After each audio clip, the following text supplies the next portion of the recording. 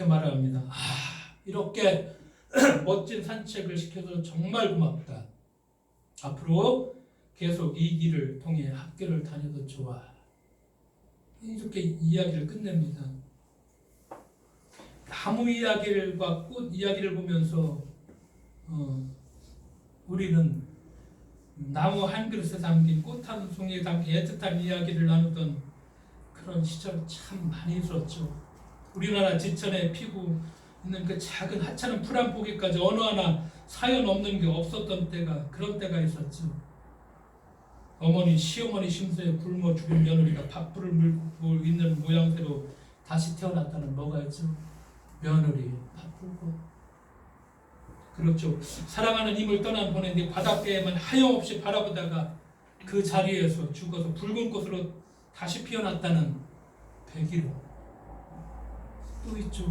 여러 가지 있죠. 한 가지만 더 얘기한다면 추운 겨울 큰 스님을 기다리다 얼어 죽은 동자생이 다시 태어났다는 동자꽃들. 정말 그 하나하나에 그 이야기가 왜 이렇게 재미있게 이런 이야기가 그렇게 붙여졌는지 누가 지어냈는지 모르죠. 그러나 그 하나하나에 맑고 소박한 마음이 고스란히 담겨져 있죠. 사랑이 없으면, 관심이 없으면 아주 작은 볼품없는 꽃에 이르기까지 이런 이야기가 생겨날 리가 없죠.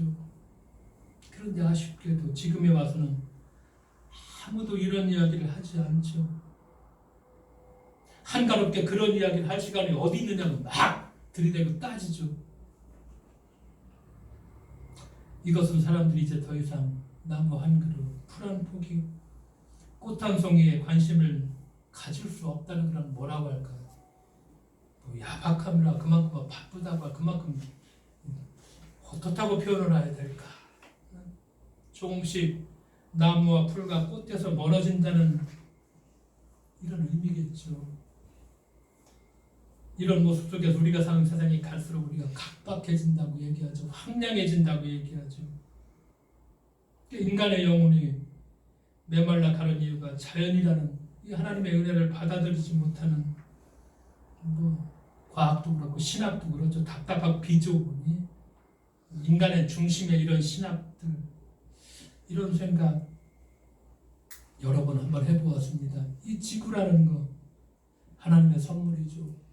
산천초목 땅과 하늘을 이런 것이 개인의 재산이 아니라 하나님께 받은 소중한 보물 정말 거룩한 선물로 하나님께서 여러 가지 선물을 주셨다고 성경은 표현하는데 이 거룩한 선물을 우리가 볼 줄 알아야 되죠. 그래서 아침에 우리가 일어날 때 내 앞에 펼쳐진 자연은 하나님의 거룩한 선물이구나. 자연이라는 이 은총의 이 선물은 매일 아침 우리에게 감사하며 살아가라고 하는 말을 우리에게 건네죠. 얼마나 많이 올려다보아야 사람들은 하늘을 볼 수 있을까요? 얼마나 많은 세월이 흘러야 사람들은 진정한 자유를 얻을 수 있을까요?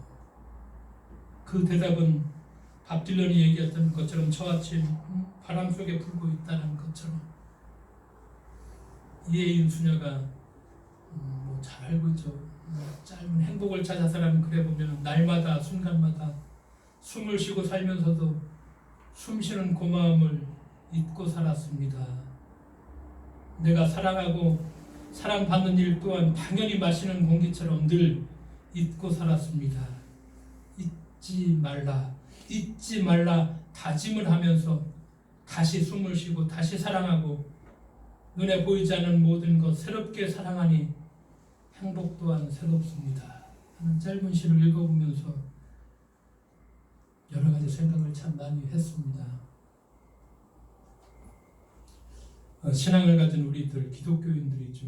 저도 어렸을 적에 이런 생각 많이 했는데 사는 게 좀 어려웠고 그 당시에 메시지가 다 이런 메시지였죠. 이 세상이 어떤 세상이죠?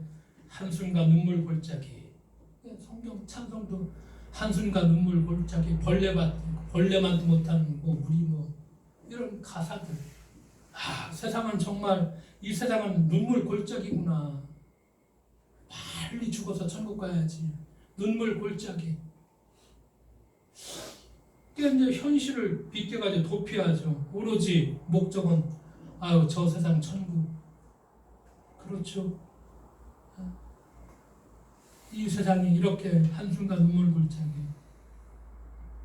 근데 이 세상은 예수께서 사망 권세를 이기시고 부활하신 그 삶의 현장이죠. 어딘지 모르게 우리가 이런 이분법적이고 참 강하죠. 다 하나인데도 마치 영적인 것이 하늘에 뭐 어디 따로 있는 것처럼 뭐 얘기 그것을 이게 뭐 증명이 안 되니까 그냥 뭐 영적이야 뭐 그냥 기독교인들이 아무 생각 없이 막 영적이라는 말을 거의 뭐 남발하다시피 하죠. 신앙의 삶을 이분법적으로 완전히 갈라놔 버리는 거고 이렇게 갈라놓으니까 현실 도피적인 그러니까 경건도 현실 도피적인 경건이에요. 세상을 벗어나. 근데 세상 한가운데서 우리가 부활의 생명을 경험하고 체험해야 되는데 이걸 못하죠. 그리스도인은 세상과 분리될 수가 없죠. 어떻게 할 수 있어요? 세상과 구별된다는 것입니다. 세상과 분리되는 것이 아니라 세상과 구별되는 삶, 예수가 보여준 삶, 그 삶을 살으라는 거지. 세상과 분리할 수가 없죠. 근데 마치 분리된 것처럼 우리가 좀 더 구별적인 삶을 살라고 말씀하시죠. 말씀을 마치도록 하겠습니다. 척 로퍼라는 사람이 자연히 들려주는 말, 몇 가지 말을 같이 한번 읽어보겠습니다. 나무가 하는 말을 들었습니다. 우뚝 서서 세상의 몸을 내맡더라. 관용하고 굽힐 줄 알아라. 하늘이 하는 말을 들었습니다. 마음을 열어라. 경계와 담장을 헐어라. 그리고 날아올라라. 태양이 하는 말을 들었습니다. 다른 이들을 돌보아라. 너의 따뜻함을 다른 사람이 느끼도록 하라. 냇물이 하는 말을 들었습니다. 느긋하게 흐름을 따르라. 쉬지 말고 움직여라. 머뭇거리거나 두려워 말라. 작은 풀들이 하는 말을 들었습니다. 겸손하라. 단순하라. 작은 것들의 아름다움을 존중하라. 에스겔서 12장 2절 아까 읽어줬던 말씀 다시 한번 읽어봅니다. 인자야, 내가 반역하는 족속 중에 거주하는 도다. 그들은 볼 눈이 있어도 보지 아니하고 들을 귀가 있어도 듣지 아니하나니. 바빌론이 이 말씀에 깊은 영감을 받아서 이렇게 노래하죠. 얼마나 많은 길 걸어야 사람은 사람으로 불릴 수 있습니까? 얼마나 많은 바다를 날아야 흰 비둘기는 바닷가 모래밭에 편히 잠들 수 있습니까? 얼마나 더 많은 포탄이 하늘을 오가야 세상은 영원한 평화가 올까요? 얼마나 긴 세월을 더 살아야 사람들의 울음소리를 들을 수 있습니까? 그 대답은 바람 속에 불고 있다. 성령의 바람 속에 불고 있다. 우리가 그래서 바람을 기억해야 합니다. 바람의 목소리를 기억해야 되죠. 왜? 바람 속에서 말씀하시는 그 하나님의 음성을 들을 수 있어야 되죠. 그래서 우리가 조금 더 눈을 크게 뜨고 우리의 귀를 조금 더 크게 열고 자연이라는 것, 꽃 한 송이, 아름다운 들꽃, 나무 한 그루, 우리에게 창조주 하나님의 그런 것들을 통해서 사랑의 메시지를 우리에게 계속해서 주고 있는데 우리가 정말 그 메시지를 이제 좀 더 들을 수 있는, 그리고 그런 이야기를 이제 우리가 서로 좀 더 한번 해볼 수 있는, 아, 나 어제 저 꽃 한 송이가 하는 이런 소리를 들었어. 나 저 이름 없는 풀이 저렇게 나한테 건네는 이런 소리를 들었어. 아, 바람이 부는데 바람이 나한테 이렇게 말을 하네? 그런 이야기를 우리가 우리 공동체에서 서로 좀 한번 이제는 얘기해 볼 수 있는 그런 우리 모두가 되어야만 하겠습니다. 기도하겠습니다. 하나님 아버지, 감사드립니다. 바람 속에서 말씀하시는 그 소리를 들을 수 있는,